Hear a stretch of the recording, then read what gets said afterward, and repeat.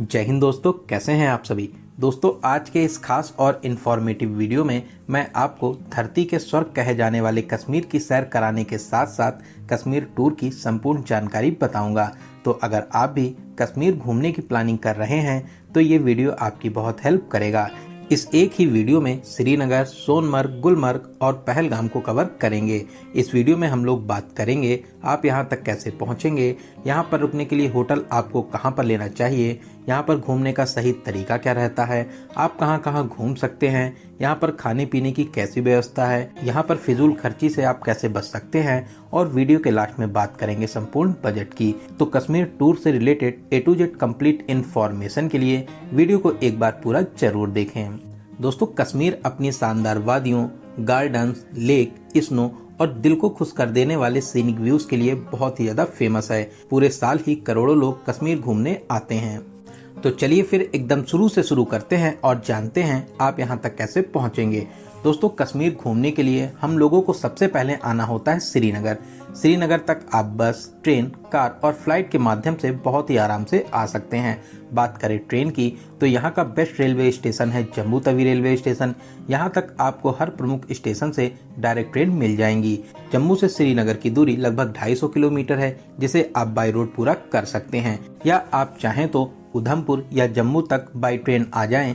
फिर उसके बाद सेंगलदान या बनिहाल तक आप 150 किलोमीटर बाई रोड पूरा कर सकते हैं।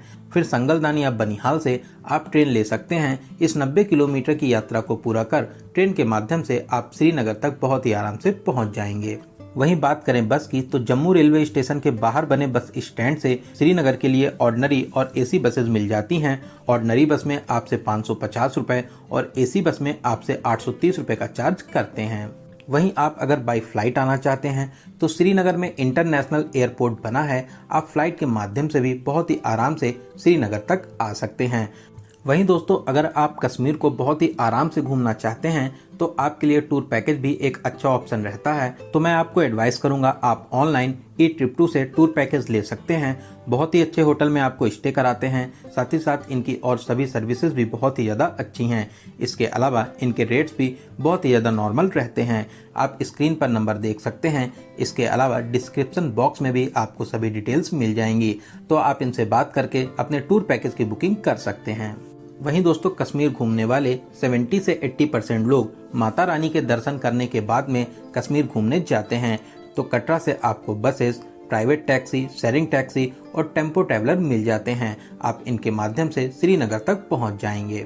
तो चलिए, बहुत सी टनल्स को पार करते हुए शानदार सफर को पूरा कर अब हम लोग पहुंच चुके हैं श्रीनगर। और अब हम लोग बात करते हैं आपको होटल कहां पर लेना चाहिए। दोस्तों, ऐसे तो आप पूरे ही श्रीनगर में कहीं पर भी होटल ले सकते हैं, लेकिन श्रीनगर का डल लेक मेन सेंटर पॉइंट है। आप डल लेक के 1 किलोमीटर रेंज में होटल ले सकते हैं। आपको डल लेक के सामने बहुत से होटल्स मिल जाएंगे, लेकिन यहाँ पर होटल्स थोड़े से कॉस्टली आपको मिलते हैं। इसके अलावा आप खोना खान मार्ग, ममता चौक के पास में होटल ले सकते हैं। यहाँ पर बहुत से बजट से लेकर VIP होटल्स आपको मिल जाते हैं। साथ ही साथ यहाँ पर खाने पीने के लिए प्योर वेज आपको रेस्टोरेंट्स भी मिल जाते हैं। होटल्स की रेट की बात करें तो 800 से लेकर 10,000 तक के रेंज में यहाँ पर आपको होटल्स मिल जाएंगे। जैसा आपका बजट हो, आप अपने बजट के हिसाब से रूम्स ले सकते हैं।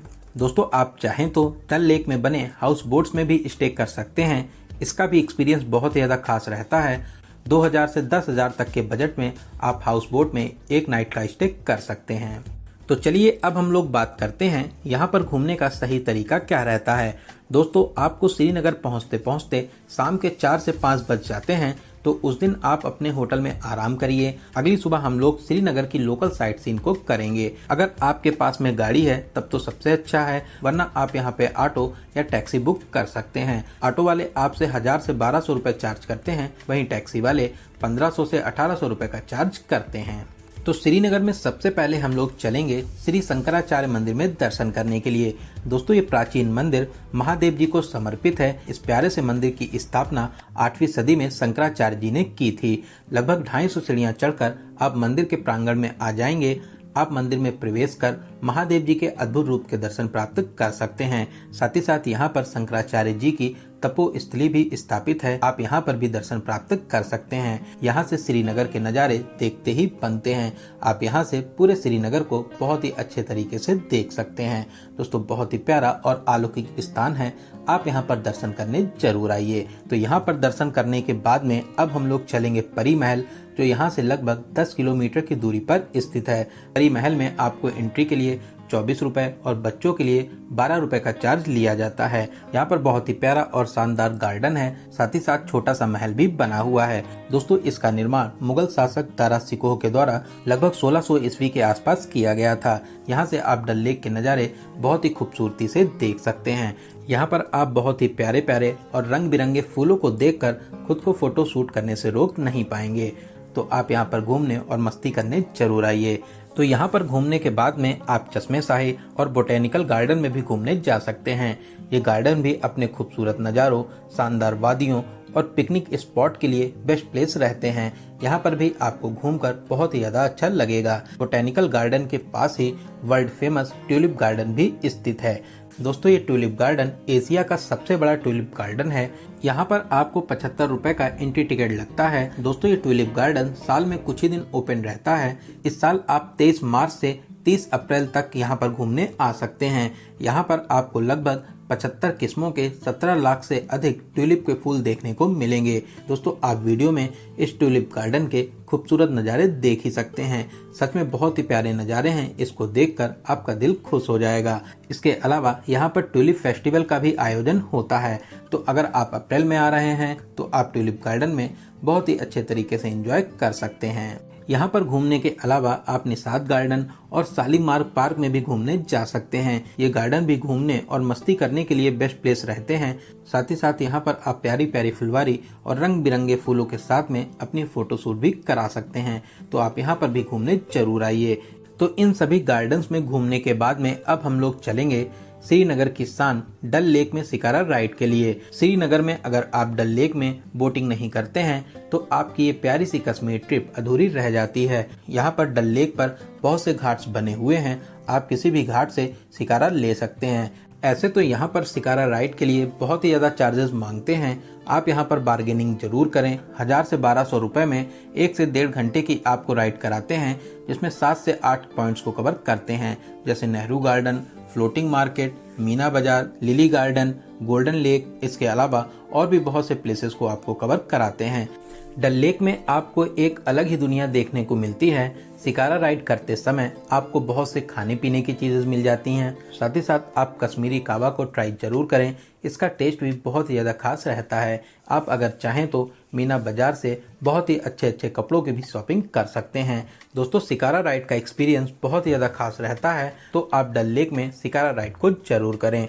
तो डल लेक में शानदार शिकारा राइड करने के बाद में शाम को हम लोग अपने होटल में आकर आराम करेंगे और नेक्स्ट मॉर्निंग हम लोग चलेंगे सोनमर्ग। दोस्तों श्रीनगर से सोनमर्ग की दूरी लगभग 80 किलोमीटर की रहती है। टैक्सी वाले आपसे 2200 से 2500 रुपए का चार्ज करते हैं। सोनमर्ग जाने का रास्ता बहुत ही ज़्यादा प्यारा है। पूरे ही रास्ते स्नो कवर माउंटेन के साथ साथ झेलम रिवर आपके साथ में चलती है। बहुत ही शानदार और प्यारे नज़ारों को देखते हुए अब हम लोग पहुंच चुके हैं सोनमर्ग। दोस्तों अगर आप यहां पर अप्रैल लास्ट और मई फर्स्ट वीक में आते हैं तो आपको यहां पर बहुत ही ज़्यादा स्नो देखने को मिलेगा। ऐसे तो सोनमर्ग में पूरे ही साल आपको स्नो मिलता है। आप जीरो पॉइंट और थाजीबाज ग्लेशियर के पास में स्नो में बहुत ही अच्छे तरीके से एंजॉय कर सकते हैं। आप यहाँ पर सभी तरह की स्नो एक्टिविटीज़ कर सकते हैं। स्लेजिंग, एटीबी स्नो बाइक का मजा ले सकते हैं। साथ ही साथ आप स्कीइंग, ट्यूब स्लाइडिंग और भी सभी स्नो एक्टिविटीज़ को यहाँ पर एंजॉय कर सकते हैं। इनके अलग अलग रेट्स रहते हैं। आप यहाँ पर बार्गेनिंग जरूर करें। 40 से 50% ही आपको इनके रेट्स देने रहते हैं, वरना आप यहाँ पर फिजूल खर्ची का शिकार हो जाएंगे। वहीं आप अगर अप्रैल के बाद में यहाँ पर आते हैं तो फिर आपको थाजीबाज ग्लेशियर के पास में ही स्नो देखने को मिलती है। उस टाइम पर यहाँ के सीनिक व्यूज देखते ही बनते हैं। थाजीबाज ग्लेशियर के पास पहुँचने के लिए आप घोड़े से जा सकते हैं। अगर आप पैदल ट्रैकिंग कर सकते हैं तो पैदल भी जा सकते हैं। अगर आप यूनियन के माध्यम से घोड़े लेते हैं तो इसमें आपसे 1000 से 1500 रुपए का चार्ज लेते हैं। वहीं अगर आप नॉर्मली पार्क में जाकर घोड़े लेते हैं तो इसमें आपको 500 से 700 रुपए में घोड़े वाले आराम से थाजीवास ग्लेशियर के पास में घुमाने के बाद में वापस फिर से आपको यहीं पे ड्रॉप कर देते हैं। तो सोनमर्ग में पूरा दिन घूमने और मस्ती करने के बाद में शाम को अब हम लोग फिर से श्रीनगर के लिए वापसी कर लेंगे। रात में हम लोग अपने होटल में आराम करेंगे और नेक्स्ट मॉर्निंग हम लोग चलेंगे पहलगाम। दोस्तों, श्रीनगर से पहलगाम की दूरी लगभग 90 किलोमीटर है। पहलगाम जाने वाला रास्ता बहुत ही ज्यादा प्यारा है। रास्ते में आप सेब के बगीचे भी देख सकते हैं। आप यहाँ पर रुककर खरीदारी भी कर सकते हैं, साथ ही साथ अपनी प्यारी प्यारी फोटोशूट भी करा सकते हैं। दोस्तों, पहलगाम अपनी वैलीज और सीनिक व्यूज के लिए पूरी दुनिया में फेमस है। तो चलिए अब हम लोग पहुँच चुके हैं पहलगाम। यहाँ पर टैक्सी स्टैंड बना हुआ है। आप जिस टैक्सी से आएंगे टैक्सी वाले आपको यहीं पर ड्रॉप कर देते हैं, क्योंकि आगे घूमने के लिए आपको यहाँ पर चलने वाली टैक्सीज ही करनी रहती हैं। यहाँ पर टैक्सी स्टैंड बना हुआ है। बोर्ड पर आप यहाँ के रेट्स देख सकते हैं। चंदनबाड़ी, बेताब वैली और आरू वैली के लिए आपको यहाँ पर सबसे कम रेट 2100 रुपये रहते हैं। फिर इसके बाद में अलग अलग गाड़ियों के हिसाब से इनके रेट बढ़ते रहते हैं। तो सबसे पहले हम लोग चलेंगे चंदनबाड़ी। यहाँ तक जाने के रास्ते सच में बहुत ही ज़्यादा प्यारे हैं। आप वीडियो में देख ही सकते हैं कितने खूबसूरत नज़ारों को पार करते हुए अब हम लोग पहुँच चुके हैं चंदनबाड़ी। दोस्तों, यहाँ पर टैक्सी वाले आपको घूमने के लिए 1 घंटा देते हैं। अगर आप जरा सा भी लेट हो जाएंगे तो आपको एक्स्ट्रा चार्जेस देने रहते हैं। दोस्तों, चंदनबाड़ी वही पवित्र स्थान है जहां से श्री अमरनाथ यात्रा की पैदल शुरुआत होती है। चंदनबाड़ी पर अगर आप अप्रैल और मई के फर्स्ट वीक में आते हैं तो आपको यहाँ पर बहुत ही अच्छे तरीके से स्नो मिलती है। आप बहुत ही अच्छे तरीके से यहाँ पर स्नो में एंजॉय कर सकते हैं। आप यहाँ पर स्नो में बहुत ही अच्छे तरीके से एंजॉय करिए, अपनी प्यारी प्यारी फोटो शूट कराइए, साथ ही साथ आप यहाँ पर कुछ खाना पीना भी कर सकते हैं। तो यहाँ पर लगभग 1 घंटा मस्ती करने के बाद में अब हम लोग चलेंगे बेताब वैली। दोस्तों, बेताब वैली में एंट्री करने के लिए आपको 100 रुपए का एंट्री टिकट लगता है। बेताब वैली की खूबसूरती और प्राकृतिक सुंदरता देखकर आप दीवाने हो जाएंगे। ऐसे तो इस प्यारी सी घाटी का नाम हजन घाटी था, लेकिन यहाँ पर बॉलीवुड की मूवी बेताब की शूटिंग हुई थी, इसी वजह से इस घाटी का नाम बेताब घाटी हो गया। यहाँ पर आपको इतने प्यारे प्यारे व्यूज देखने को मिलते हैं जिसका कोई जवाब नहीं। आप वीडियो में इसकी खूबसूरती देख सकते हैं। बेताब वैली के बीच से प्यारी सी नदी बहती है जो इसकी खूबसूरती में 4 चांद लगा देती है। दोस्तों, यहाँ पर घूमने में आपका 1 घंटा कितनी जल्दी बीत जाता है आपको पता ही नहीं चलेगा, क्योंकि यहाँ की सुंदरता देखकर आप दीवाने हो जाएंगे। तो आप अपनी प्यारी प्यारी यादों के लिए यहाँ पर फोटोशूट जरूर कराइए। तो लगभग 1 घंटा घूमने के बाद में अब हम लोग चलेंगे आरू वैली, जो बेताब वैली से लगभग 20 किलोमीटर की दूरी पर स्थित है। आरू वैली में भी एंट्री करने के लिए आपसे 25 रुपए का चार्ज लेते हैं। आरू वैली बहुत ही प्यारी सी जगह है। यहाँ के नज़ारे और snow covered mountain photo shoot के लिए बेस्ट प्लेस रहते हैं। आप यहाँ पर बहुत ही अच्छे तरीके से एंजॉय करिए, साथ ही साथ आप कश्मीरी ड्रेस में भी अपनी प्यारी प्यारी फोटो शूट करा सकते हैं। आप आरू वैली में घूमने जरूर आइए, यहाँ पर भी घूमकर आपको बहुत ही ज़्यादा अच्छा लगेगा। दोस्तों, इन प्लेसेस के अलावा आप अगर चाहें तो पहलगाम में हॉर्स राइडिंग करके भी बहुत से प्लेसेस को कवर कर सकते हैं। इन सभी प्लेसेस में मिनी स्विट्जरलैंड सबसे अच्छा प्लेस रहता है। डिस्टेंस और टाइमिंग के हिसाब से यहाँ पर हॉर्सेस के रेट डिसाइड किए जाते हैं। तो पहलगाम में पूरा दिन घूमने और मस्ती करने के बाद में अब हम लोग फिर से श्रीनगर के लिए वापसी करेंगे। अगले दिन हम लोग चलेंगे गुलमर्ग। गुलमर्ग जाने के लिए टैक्सी वाले आपसे 1800 से 2200 रुपए का चार्ज करते हैं। मार्च और अप्रैल में गुलमर्ग में आपको बहुत ज़्यादा स्नो देखने को मिलेगी। अगर आप अप्रैल के बाद में यहाँ पर आते हैं तो यहाँ के और भी ज़्यादा खूबसूरत नज़ारे आपको देखने को मिलेंगे। यहाँ की ग्रीनरी और सीनिक व्यूज आपका दिल जीत लेते हैं। यहाँ पर सामने ही शिव जी का प्यारा सा मंदिर बना हुआ है, आप यहाँ पर दर्शन जरूर करें।